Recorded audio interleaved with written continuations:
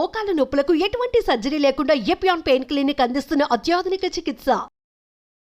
Hi hello నమస్తే welcome to our channel.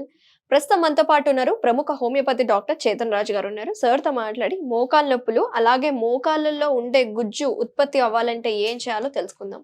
నమస్తే sir. నమస్తే మేడం. సార్, చాలా మందికి ఈ మోకాల నొప్పులు అనేవి చిన్న వయసులోనే వస్తున్నాయి. దానికి కారణాలు ఏంటి, ఎందుకు వస్తున్నాయి, పరిష్కార మార్గాలు ఏంటో ఒకసారి చెప్పండి సార్. ఇప్పుడు ఒక పార్క్ ఉంది. ఆ పార్క్లో కొన్ని రైడ్లు ఉంటాయి కదా, పిల్లలు ఆడుకుంటారు ఆ రైడ్ల మీద. ఏమవుతుంది, అవి రెగ్యులర్లీ ఇప్పుడు సీసా ఉంటుంది, అక్కడ ఉయ్యాలలు ఉంటాయి, వాటి మీద డైలీ పిల్లలు ఆడుకుంటారు. Over a period of time అవి జర పాతగా అయిపోతాయి కదా, దానికి గ్రీసింగ్ ఒకటి ఉంటుంది. అది గ్రీసింగ్ సరిగా లేకపోతే ఏమవుతుంది, ఎట్లయితే పాతగా అవుతాయి, గ్రీసింగ్ తగ్గిపోతే దాంట్లోకి వెళ్ళి కుయ్ కుయ్ కుయ్ కుయ్ అని సౌండ్ రావడం స్టార్ట్ అవుతుంది. ఈ సౌండ్ ఏదైతే వస్తుంది ఎందుకు అవుతుంది, అవి మెటల్ తోటి తయారు చేసినవి. గ్రీసింగ్ అవసరం దానికి, కానీ ఆ గ్రీసింగ్ తగ్గిపోయింది. అట్లనే మన మోకాలు ఏదైతే ఉంటాయి దానికి కూడా గ్రీసింగ్ ఏమి ఇస్తుంది, కార్టిలేజ్ ఇస్తుంది. ఈ cartilage over a period of time మన ఏజ్ ఎట్లయితే పెరుగుతుంది కదా, అట్లా పాడవడం స్టార్ట్ అవుతుంది. అండ్ మనం సరిగా ఈ మన జాయింట్స్ని మెయింటైన్ చేసుకోకపోతే అవి పాడవుతాయి. ఇప్పుడు అందరు ఏమంటారు, జాయింట్స్కి ఏం మెయింటెనెన్స్ ఉంటుంది, బండికి మెయింటెనెన్స్ ఉన్నట్టు. బండికి మనం సర్వీసింగ్ ఇస్తాం కదా. సో జాయింట్ మెయింటెనెన్స్ ఏంటంటే, జాయింట్ అంటే ఒక పర్టికులర్ పార్ట్లో ఉంటుంది. ఇప్పుడు మోకాలు స్పెషలీ, ఈ మొత్తం బాడీ బరువు పడుతుంది దాని మీద.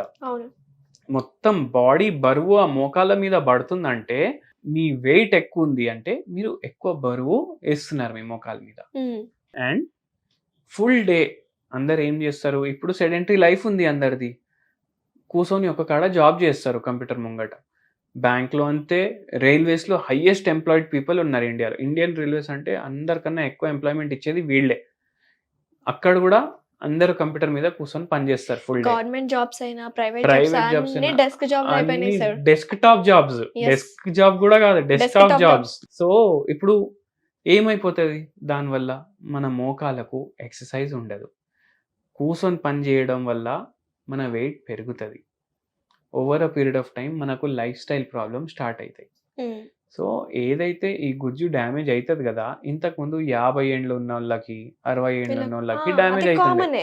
కానీ ఇప్పుడు ఏమైపోయింది, అందరికీ ఈ డెస్క్ టాప్ జాబ్స్ వల్ల 30 ఏండ్లకే, 35, 25 ఇదే ఏజ్లో డ్యామేజ్ అయిపోవడం స్టార్ట్ అయ్యి ఆస్టియోఆర్థరైటిస్ స్టార్ట్ అయిపోతుంది.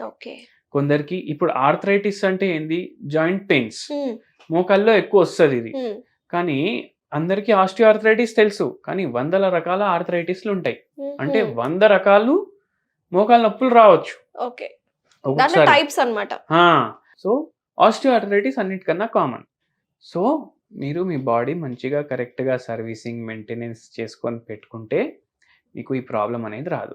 ఇప్పుడు ఈ సర్వీసింగ్ మెయింటెనెన్స్ ఏంది, రెగ్యులర్ ఫిజికల్ యాక్టివిటీ. ఎందుకంటే ఫుల్ డే మీరు కూర్చొని పని చేస్తున్నారు, ఒకటే పొజిషన్లో ఎక్కువసేపు కూర్చొని ఉండకపోవడం. అంటే ఒక 1 అవర్కి లేచి ఇటు అటు తిరగాలి కొద్దిగా. థర్డ్ థింగ్ ఏంటంటే స్లీప్ ఏమో మీరు కరెక్ట్గా తీసుకోవాలి. ఫుల్ డే మీరు ఫుల్ పని చేస్తున్నారు, మెంటలే కానీ టైర్డింగ్ అయితే ఉంటుంది కదా.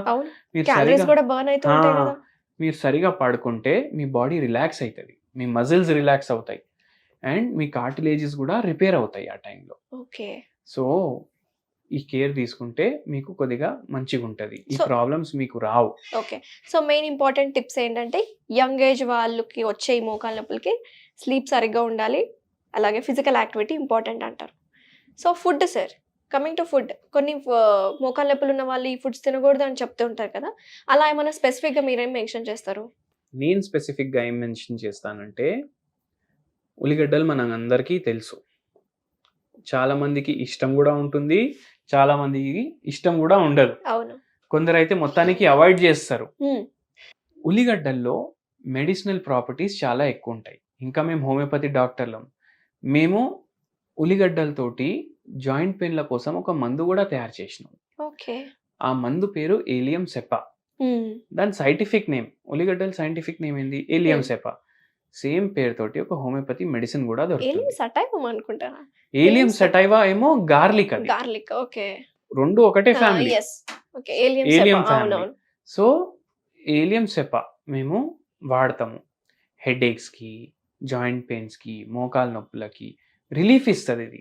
ఓకే. మొత్తం తగ్గాలి, మొత్తం రివర్స్ అవ్వాలి, కార్టిలేజ్ డ్యామేజ్ కూడా రివర్స్ అవ్వాలంటే మీరు మన దగ్గర కన్సల్టేషన్‌కి వస్తే మీ బాడీ ప్రకారం, మీ ప్రకృతి ప్రకారం, మీ కాన్స్టిట్యూషన్ ప్రకారం మేము ఫార్ములేట్ చేసి ఇస్తాం మందులు. హ్మ్. ఇది ఓన్లీ మీ రిలీఫ్ కోసం మీకు పనికొస్తది. Okay. So allium cepa 1 mg potency daily thrice a day in 1 cup of lukewarm water మీరు కన్జ్యూమ్ చేయాలి. ఓకే. ఇదైతే చేస్తున్నారు. సెకండ్లీ దీంతోటి మీకు రిలీఫ్ వస్తది. సెకండ్లీ మీ డయట్‌లో కూడా హ్మ్. మీరు ఆనియన్స్‌ది క్వాంటిటీ పెంచండి. ఓకే. ఎట్లా పెంచుతారు? ఇప్పుడు మనం పచ్చళ్ళు చేసుకుంటాం. అవును. అండ్ వేరే వేరే సొరకాయ పచ్చడి చేసుకుంటాం. దోసకాయ పచ్చడి. దోసకాయ పచ్చడి. కామన్ గానే చేసుకుంటాం. దాంట్లో మీరు పచ్చడిలో డైలీ ఆనియన్స్ యాడ్ చేయండి. ఓకే. సో అట్లనే మీరు ఆనియన్ పచ్చడి కూడా తయారు చేసుకోవచ్చు. అవును. అవును. చేస్తారు. దాన్ని ఎక్కువ రోస్ట్ చేయకండి, ఎక్కువ ఫ్రై చేయకండి.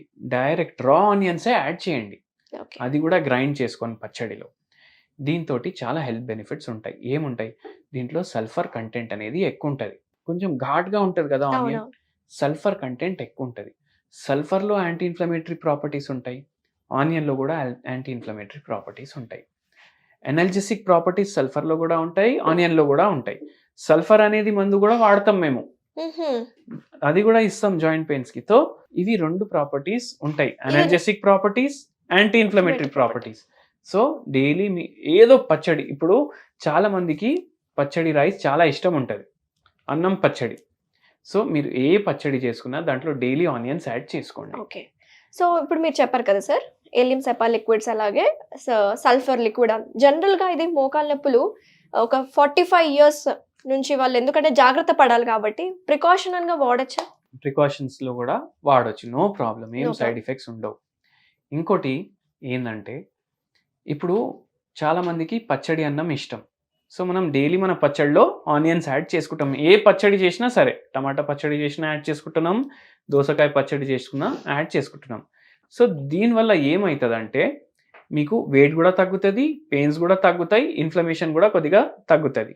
దాంతోపాటు పర్మనెంట్ రివర్సల్, పర్మనెంట్ ట్రీట్మెంట్ కోసం మనం హోమియోపతి మెడిసిన్స్ కూడా వాడుతున్నాము. ఓకే. అండ్ దాంతోపాటు ఇంకోటి నేనేం చెప్తానంటే మనం అన్నం పచ్చడి తింటాం. మీరు ఏం చేయండి అంటే డైలీ నైట్ మనం ఇంతకుముందు కూడా మాట్లాడాము.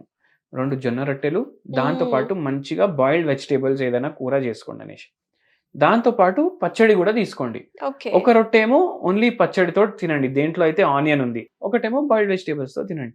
సో ఇట్లా ఆనియన్ క్వాంటిటీ మనం డైట్‌లో మనం పెంచుకుంటే మనకు చాలా హెల్త్ బెనిఫిట్స్ ఉంటాయి. Very nice sir.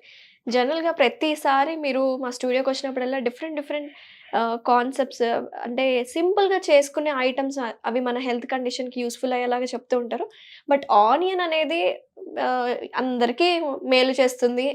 తల్లి చేసే మేలు ఉల్లి చేయదు అని చెప్తుంటారు కదా! ఇన్ని బెనిఫిట్స్ ఉన్నాయి. అలాగే మోకాళ్ళ నొప్పులకు కూడా ఇది చాలా యూజ్‌ఫుల్ ఉంటుంది. మంచి రిలీఫ్ ఇస్తుందని చాలా వివరంగా చెప్పినారు. Thank you so much sir. నమస్తే. సుమన్ టీవీలో మీ పర్సనల్ అండ్ బిజినెస్ ప్రమోషన్స్ కోసం కింది నెంబర్కి కాంటాక్ట్ చేయండి.